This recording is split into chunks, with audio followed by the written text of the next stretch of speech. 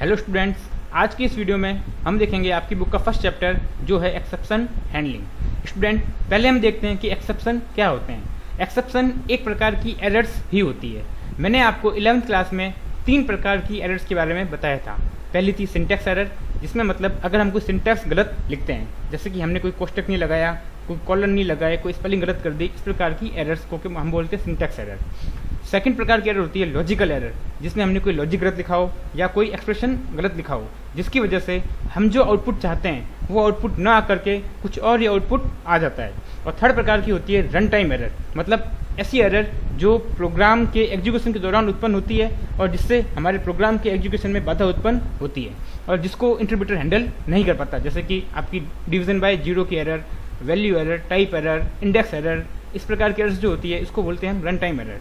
अगर हम इन सभी एरर्स को कंबाइन करके क्लासिफाइड करें तो बेसिकली एरर 2 प्रकार की होती है।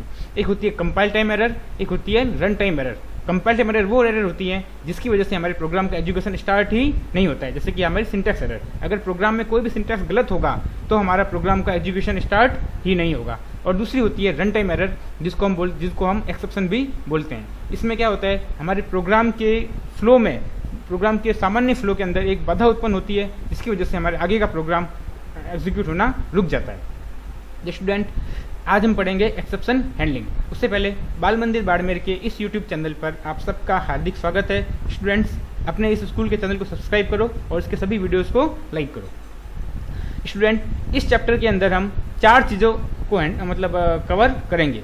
पहली चीज़, नीड ऑफ एक्सेप्शन हैंडलिंग, मतलब एक्सेप्शन हैंडलिंग की हमको जरूरत क्यों पड़ती है। Second, what is exception, exception क्या होता है, इसको किस प्रकार से रेज किया जाता है। Second, process of exception handling, मतलब एक्सेप्शंस को हैंडल करने के क्या कंसेप्ट होते हैं। और लास्ट में है प्रैक्टिकल अप्रोच, मतलब कि सारे इसको प्रोग्राम बनाकर देखना कि किस प्रकार से हमको प्रोग्राम में कोड के माध्यम से इन सभी एक्सेप्शन को हैंडल करना होता है। तो सबसे पहले ये need of exception handling, exception handling की हमको जरूरत क्यों पड़ती है, तो इसको मैं आपको प्रैक्टिकली बताऊंगा। जैसे कि ये हमारा एक पाइथन का इंटरेक्टिव मोड है। मैं यहाँ से जाता हूँ स्क्रिप्ट मोड के अंदर। मैं यहाँ पर एक सिंपल सा एक लाइन का प्रोग्राम बनाता हूँ। मैंने लिखा है यहाँ पे कोड प्रिंट और इसमें लिख दिया हेलो वर्ल्ड। देखो इसको आप, लिखा मैंने इसमें हेलो वर्ल्ड।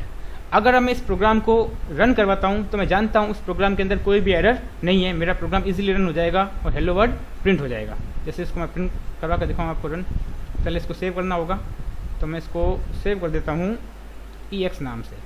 ये मैंने कर दिया इसको सेव। अब देख सकते हैं इसके अंदर हेलो वर्ल्ड प्रिंट हो गया। लेकिन अब इसी प्रोग्राम को अगर मैं इसमें कोई एरर देता हूँ, ये मैंने माना कि इसमें से एक कोष्टक हटा दिया, एक पेरेंथेसिस हटा दिया। अगर अब मैं इसको रन करूँगा तो क्या एरर आई, अनएक्सपेक्टेड ईओ फाइल पार्सिंग, मतलब सिंटैक्स एरर जो होती है उसको हम पार्सिंग एरर भी कहते हैं। अब इसके अंदर हमने एक पेरेंथेसिस हटा दिया तो क्या हो गई कि प्रोग्राम हमारा एग्जीक्यूट होने से पहले उसमें क्या आ गई, एरर आ गई। तो इस प्रकार की एरर क्या होगी, हमारी सिंटैक्स एरर या पार्सिंग एरर। अब अगर मैं आपको रन टाइम एरर के बारे में बताऊं तो आप देखिए, जैसे कि मैं यहाँ पे वेरिएबल लेता हूँ एक, माना कि वैल्यू ली इसमें 8, एक ले ली मैंने B नाम का वेरिएबल, इसमें वैल्यू ले ली मैंने 7, एक ले लिया मैंने C नाम का वेरिएबल, इसमें वैल्यू ले ली मैंने माना कि 90। अब मैं सबको प्रिंट कराता हूँ। सबसे पहले वैल्यू प्रिंट कराई मैंने A की, फिर मैंने वैल्यू प्रिंट कराई माना कि B की। अब मैं वैल्यू प्रिंट कराता हूँ C की। आप देख सकते हैं ये C। अब मैंने यहाँ पे 3 वेरिएबल लिए A, B, C और तीनों की वैल्यू को मैंने यहाँ पे प्रिंट करवाया। लेकिन मैं आपको एक्सेप्शन दिखाने के लिए यहाँ पर एक वैल्यू और प्रिंट करवाता हूँ D, जो कि D एक ऐसा वेरिएबल है जिसको मैंने इस प्रोग्राम के अंदर डिफाइन नहीं किया है। अगर आप मैं इस प्रोग्राम को सेव करके रन करवाता हूँ तो आप देखिए ये कोड है हमारा। A की वैल्यू 8 थी, B की वैल्यू 7 थी, C की वैल्यू 90 है। लिखा मैंने प्रिंट A। यहाँ तक हमारे प्रोग्राम में कोई गलती नहीं है, तो A की वैल्यू जो भी थी 8 प्रिंट हो गई।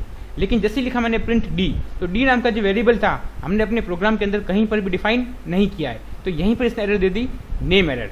Name D is non defined, not defined, मतलब नेम एरर क्या है, ये जो नेम एरर नाम का जो एक्सेप्शन रेज हुआ है ये कैसा एक एक्सेप्शन है जिसने जो हमको रन टाइम पर रेज हुआ है। लेकिन इसकी वजह से आगे के जो स्टेटमेंट है B और C ये भी हमारे रुक गए, मतलब प्रोग्राम का हमारा जो नॉर्मल फ्लो था वो हमारे क्या उसमें बाधा उत्पन्न हो गई।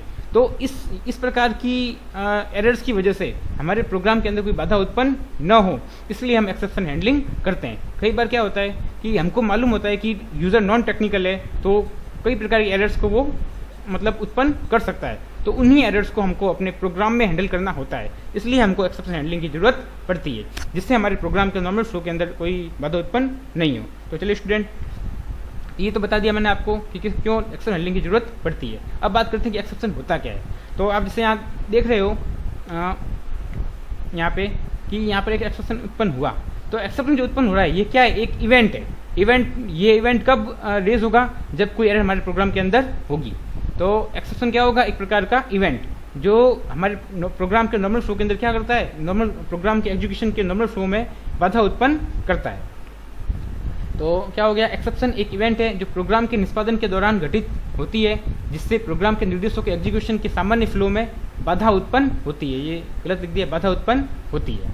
तो ये क्या हो जाएगा हमारा एक्सेप्शन। और एक्सेप्शन हैंडलिंग क्या होगा कि जो एक्सेप्शन उत्पन्न हुआ है उस बाधा के रेस्पॉन्स में हम क्या कर रहे हैं, वो हो जाएगी हमारी एक्सेप्शन हैंडलिंग। प्रोग्राम एग्जीक्यूशन के सामान्य फ्लो में बदलाव करके प्रत्येक एक्सेप्शन को किसी विशेष प्रोसेसिंग के द्वारा हैंडल करना, जिससे प्रोग्राम एग्जीक्यूशन में बाधा उत्पन्न नहीं हो, उसको हम कहेंगे एक्सेप्शन हैंडलिंग। तो आई होप स्टूडेंट आपको ये समझ में आ गया होगा कि एक्सेप्शन क्या होते हैं और एक्सेप्शन हैंडलिंग क्या होते हैं। ये हमारा फर्स्ट प्रोग्राम है, तो इसके अंदर मैं आपको कोई बहुत ज़्यादा टिपिकल कोड करके नहीं बताऊंगा, सिंपल बताऊंगा कि एक्सेप्शन क्या है, एक्सेप्शन हैंडलिंग क्या है। वैसे तो स्टूडेंट एक्सेप्शन आप अपनी ओर से भी कस्टम रूप से भी बना सकते हो, लेकिन अभी इस वीडियो के अंदर शुरुआत के अंदर मैं आपको वही एक्सेप्शन बताऊंगा जो कि पाइथन की लाइब्रेरी के अंदर बिल्ट इन एक्सेप्शन हैं। हम उन्हीं एक्सेप्शन के बारे में अभी बात करेंगे। तो मैंने यहाँ पर कुछ बिल्ट इन एक्सेप्शंस ले रखे हैं, जैसे आप देख सकते हो कि ये सिंटैक्स एरर हो गई, वैल्यू एरर हो गई, इंपोर्ट एरर हो गई, टाइप एरर हो गई, index error, name error, zero division error, EOF error, indentation error. तो ये प्रकार के जो ये सब एक्सेप्शन के नाम है, ये सब कैसे हैं, बिल्ट इन एक्सेप्शन है जो कि पाइथन की लाइब्रेरी के अंदर पहले से डिफाइन किए हुए रहते हैं। तो इन्हीं एक्सेप्शन को अभी मैं आपको रेज करके दिखा रहा हूँ, अपनी ओर से कोई अलग से कोई एक्सेप्शन नाम अभी नहीं बना रहा। फॉर एग्जाम्पल जैसे कि सिंटेक्स एरर, ये लिखा मैंने यहाँ पे प्रिंट, यहाँ मैंने सिंपल लिख दिया, इस प्रकार से लिख दिया मैंने यहाँ पे हेलो, ठीक है। यहाँ पर मैं पैरेंथेसिस नहीं लगाए, तो सिंटैक्स में मिस्टेक की है मैंने। तो किस प्रकार एरर उत्पन्न हुआ, सिंटैक्स एरर। तो ये जो एक्सेप्शन है ये कैसा है, सिंटैक्स एरर। वैसे ही जैसे कि बात करूँ मैं वैल्यू एरर की, तो आप देख सकते हैं कि जैसे कि मेरा एक ए नाम का वेरिएबल है, ठीक है, इसके अंदर मैं इंटीजर टाइप की वैल्यू को इनपुट के रूप में लेता हूँ, ठीक है। इनपुट फंक्शन आप जानते हो कि रन टाइम के ऊपर अगर हमको कोई वैल्यू लेनी है यूजर से, तो हम क्या किसका इस्तेमाल करते हैं, इनपुट फंक्शन का। मैं इसमें लिख रहा हूँ एंटर वैल्यू, एंटर वैल्यू, ठीक है। अब जैसे कि मैं यहाँ पे देता हूँ, अब आप देख सकते हैं यहाँ पे टाइप क्या लिया है मैंने, इंटीजर, लेकिन वैल्यू दे रहा हूँ यहाँ पर मैं स्ट्रिंग में लिखा मैंने, स्ट्रिंग में कुछ भी लिख देता हूँ, जैसे कि मैं लिख देता हूँ मैं XYZ। अब इसका टाइप तो इंटीजर है, लेकिन वैल्यू क्या ले रहा हूँ मैं, XYZ। क्या उत्पन्न हुई, वैल्यू एरर। आपको यहाँ पे वैल्यू भी कैसे देनी होगी, इंटीजर में ही देनी होगी। वैसे टाइप एरर, जैसे कि आप जानते हो कि कोई इंटीजर वैल्यू है, ठीक है, इसके अंदर अगर मैं कोई जोड़ूंगा तो इंटीजर वैल्यू ही कोई जोड़ूंगा तो वो जुड़ेगी, इंटीजर वैल्यू या रियल वैल्यू को जोड़ूंगा तो वो जुड़ जाएगी। लेकिन इसके अंदर कोई मैं स्ट्रिंग जोड़ देता हूँ, जैसे कि मैंने यहाँ लिख दिया BN, ठीक है। तो आप जानते हो कि नंबर में कोई स्ट्रिंग नहीं जुड़ती है, तो ऐसी एरर क्या हो जाएगी मेरी, टाइप एरर, मतलब डेटा टाइप की एरर, कि इंटीजर के अंदर इंटीजर प्रकार का डेटा ही इसके अंदर जुड़ेगा। तो आप देख सकते हैं जैसे कि ये सिंटैक्स एरर, ये वैल्यू एरर, ये टाइप एरर। वैसे ही और आपको दिखाऊं, जैसे कि मैं इंडेंटेशन एरर, कि इंडेंटेशन एरर कैसे हो जाएगी, लूप लगाया मैंने, इस कंडीशन लगा दी, माना कि ए की वैल्यू ली इक्वल टू 10, बी की वैल्यू ली मैंने यहाँ पे 20, लगे condition if A greater than B, और बाद में लगा दिए कॉलन, ठीक है। अब इंडेंटेशन चेंज कर रहा हूँ, ऐसे कर दिया मैंने, या फिर इस प्रकार से लिख दिया मैंने, लिखा मैंने प्रिंट ए। तो ये एरर कैसी हो गई, इंडेंटेशन की एरर। ये यहाँ पर इंटरेक्ट, अगर आप इसको स्क्रिप्ट मोड में लिखोगे तो यहाँ पे क्या दिखाएगा आपको, इंडेंटेशन की एरर। एक बार इसको दोबारा से लिख कर दिखा दूँ आपको मैं, Ctrl+C, यहाँ पे इस प्रकार से मैं कर रहा हूँ,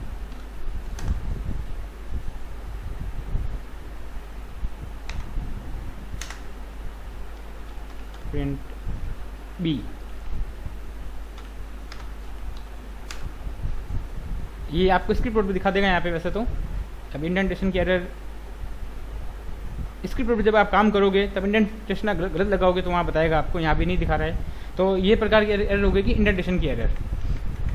वैसे ही और जैसे कि इंडेक्स एरर हो गई, इंडेक्स एरर क्या होगी कि आउट ऑफ रेंज, जैसे कि मैंने यहाँ बनाई लिस्ट, यहाँ मैंने बनाई लिस्ट 1, यहाँ पे मैं दे रहा हूँ 1, 2, 3, 4, 5।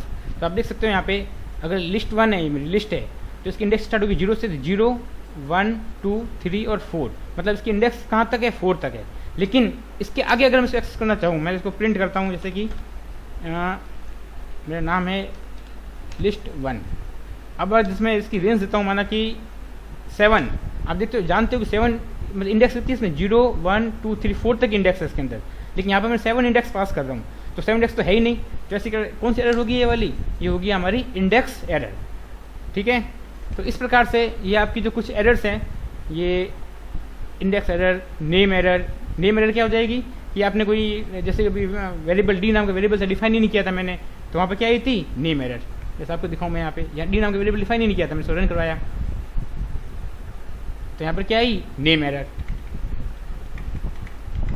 तो ये सब वो एक्सेप्शन है जो आपके पाइथन की लाइब्रेरी के अंदर पहले से डिफाइन किए हुए हैं।